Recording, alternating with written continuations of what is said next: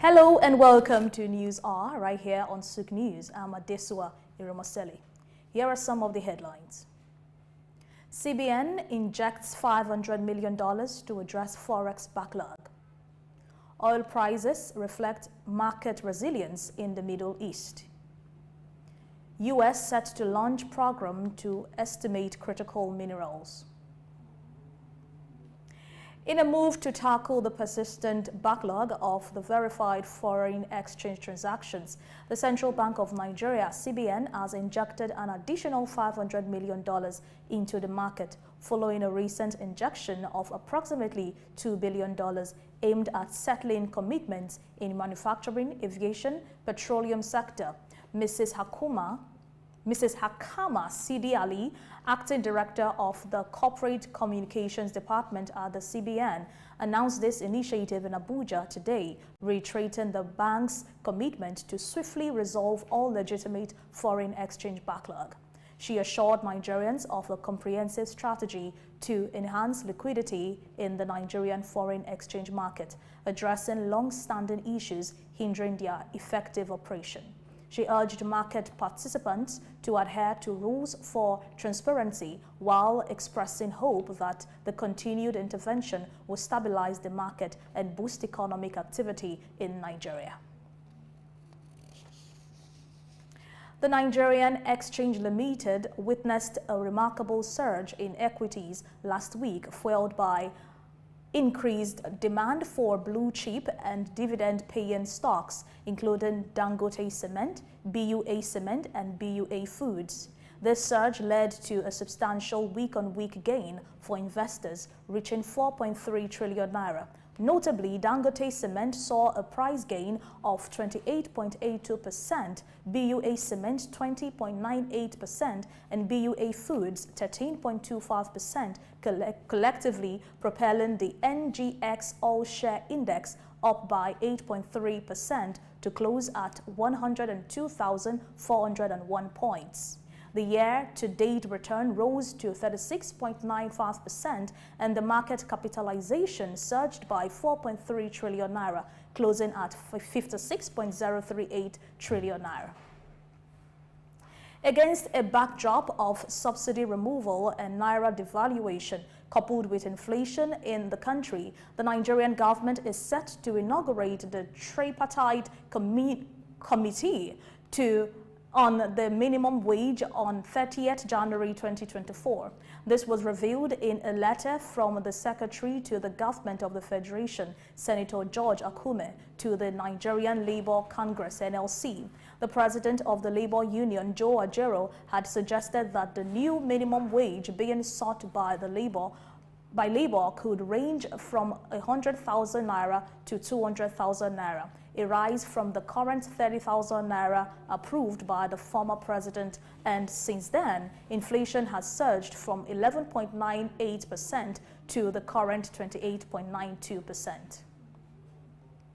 In commemoration of Data Privacy Day observed across nations, the Nigerian government has announced a plan to digitalize all public services and promote the benefits of digital economy and prioritize citizens' data security. This was revealed by the Minister of Communications, Innovation and Digital Economy, Dr. Bosun Tijani, during a press conference themed "Take Control of Your Data."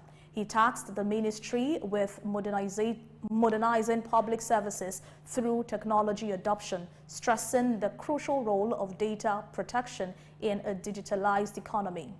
Additionally, the Nigerian Data Protection Commission (NDPC) will oversee citizens' data protection, and Galaxy Backbone will manage data exchange in compliance with regulations. The Commission will also implement a strategic roadmap and action plan focusing on developing qualified data protection officers locally, with plans for an indigenous certification body to maintain global standards. In a world saturated with choices, competitiveness cuts across all spheres of life, and when it comes to doing business, branding emerges as the cornerstone for success, transcending mere logos to creating emotional connections with consumers. Grace Komalafe brings you the reports. In a world saturated with choices, standing out is the ultimate currency. Branding at this point takes center stage, transforming ordinary businesses into beloved icons that resonate with audiences on a deeper level. Branding isn't just a logo or a tagline, it's the very essence of a company. An effective one goes beyond functionality. It taps into the emotions of customers, forging connections that transcend mere transactions. With a well crafted story, it will resonate with values, aspirations, and identity, making customers feel like they are part of something bigger than themselves. And this is where proper researching for branding comes in. The research, what would the research do? The research will always give you information to see the consumers, they know this brand. They recognize this brand, or this brand is the top of mind for them. Let me start with the top of mind. If I ask you, what, at the mention of carbonated soft drink, which one comes first to your mind? Then you mention that, you know that. You are likely going to buy the one that comes top, that have top of mind for you. So a brand owner would always want to find out the level of top of mind for his or her brand. He will also, apart from that top of mind, in that category, which one comes first, which one comes second, and where am I in the whole setting? Now, you need to do that. It's research that will tell you that, will tell the brand manager. That's how they work hand in hand. It's the research that will say, that will tell you, in this category, in this product category, there are 20 brands. And out of these 20 brands, this is where you are. This is where competitors also are. A brand thrives on consistency, ensuring that every touch point, from packaging to social media to customer service, reflects its core values and personality. This consistency builds trust and recognition, making it a familiar friend in the ever-changing marketplace. Brands are more than just products. They are stories awaiting to be told. Through compelling narratives, they connect with audiences, weaving tales of passion, purpose, and overcoming challenges. Having a mantra that speaks to the essence of the product will not only inspire, but also will solidify the emotional bond between brand and customer. Awareness. I know this brand is different from. If, for instance, I have seen him before, I've seen her before, that is just recognition. But if you say, I know what it does, I know how it solves problems. So if someone has that deep understanding, deep knowledge of a product, is likely going to buy that. In the digital age, its success relies on agility and adaptability. Remaining static risks irrelevance, while embracing innovation ensures continuous relevance. Exemplified by some big names, strong branding attracts investors, talent, and loyal customers, becoming a symbol of trust and quality. Through emotional connections, consistency, compelling narratives, adaptability, and building equity, businesses can transform into iconic entities that captivate hearts and minds, and turning the brand into the gold it deserves to be. Grace Komalafe, Souq News. The Nigerian government has reinstated its commitment to increase the country's port efficiency for the development of the maritime industry. Adegboyega Oyetola, the country minister for marine and blue economy, stated this at the International Customs Day celebration in Lagos. According to him, more will be achieved if we increase the level of collaboration and cooperation. He also stressed the need for interagency collaboration, particularly in the maritime sector, adding that complementing each other's activity will surely increase the Nigerian port efficiency and ultimately lead to the development of the Nigerian economy, particularly the maritime industry. Before we move away from Nigeria, let's take a report on blue economy. Stay with us. Africa's blue potential holds promise for economic growth and sustainable development across the continent's vast coastlines and freshwater resources. Closing within the concept of the blue economy, this potential spans traditional sectors like fisheries and aquaculture to emerging industries such as marine renewable energy and biotechnology. However, challenges such as unsustainable practices of overfishing threaten these resources, highlighting the importance of sustainable management, value addition, and market access to fully realize their benefits. Maritime trade plays a crucial role in Africa's growing economies, necessitating the modernization of port infrastructure, regional cooperation, and workforce development for efficient, sustainable maritime transport. Responsible tourism practices are essential along Africa's stunning coastlines, preserving biodiversity and cultural heritage while empowering local communities to maximize the benefit of tourism. Africa's ocean resources offer opportunities for generating clean energy through offshore wind, wave, and tidal power, contributing to climate change mitigation.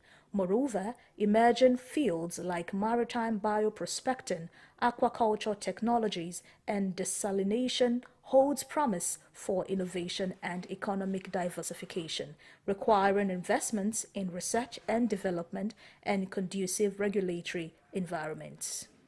In all, the blue economy presents African nations with a unique opportunity for sustainable development, poverty reduction, and economic prosperity. By addressing challenges, fostering collaboration, and prioritizing sustainability, Africa can navigate the waters of the blue economy to unlock its vast potential for a brighter future. Adesua Iramoseli, Souq News.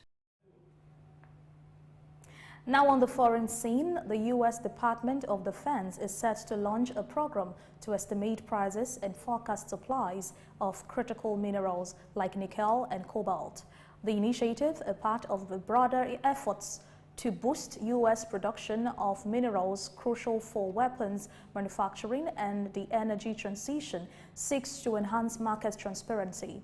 The Defense Advanced Research Projects Agency, DAPRA, and the U.S. Geological Survey and collaborating on the group named Open Price Exploration for National Security.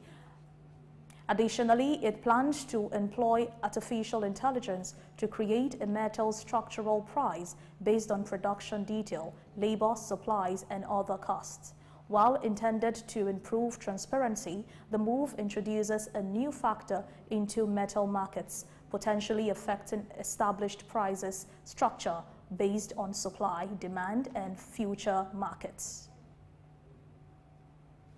ECOWAS Commission has responded to media reports of Burkina Faso, Mali, and Niger Republic withdrawing from the regional bloc, clarifying that the Commission has not received any formal notification about their intention to quit.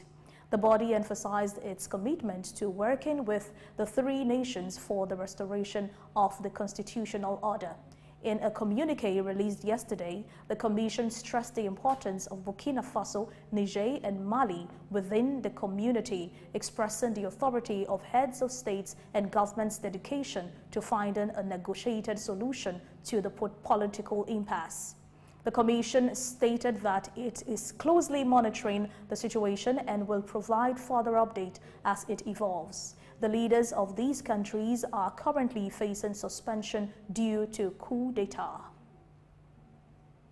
Away from that, Holcim, one of America's largest cement makers, is set to spin off 100% of its North American operations in a New York flotation, aiming to achieve a valuation of approximately $30 billion.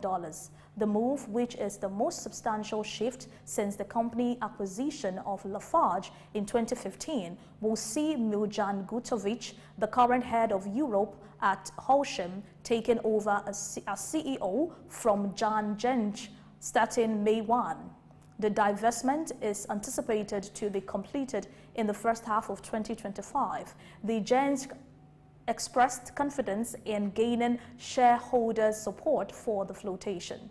The goal includes increasing annual sales from $11 billion to over $20 billion and generating an operating profit exceeding $5 billion by 2030. According to reports, Holcim's global operations in Europe, Latin America, Africa, and Asia will continue to be listed on the Swiss SMI Index, focusing on building solutions such as roofing products. Holcim, the largest cement maker in North America, with 16,000 employees across 850 sites, aims to strengthen its position in the market amid competition with industry players like RPM, Eagle Material, and Summit Materials. Lastly, in the Middle East, Dubai's Road and Transport Authority has committed an investment of over $95 million to upgrade its existing non-card-based ticketing system to an account-based ticketing system.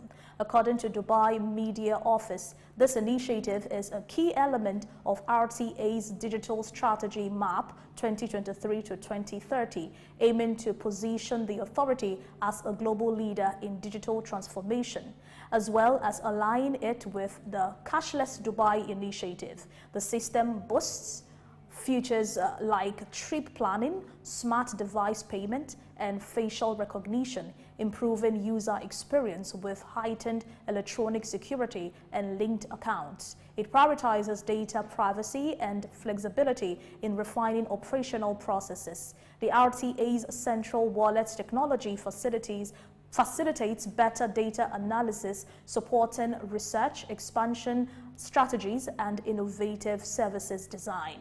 Notably, the non-card introduced in 2009 has evolved to cover various services, aligning with RTA's comprehensive digital strategy. And that's it on News Hour. Many thanks for watching. I'm Adesua Iramoseli.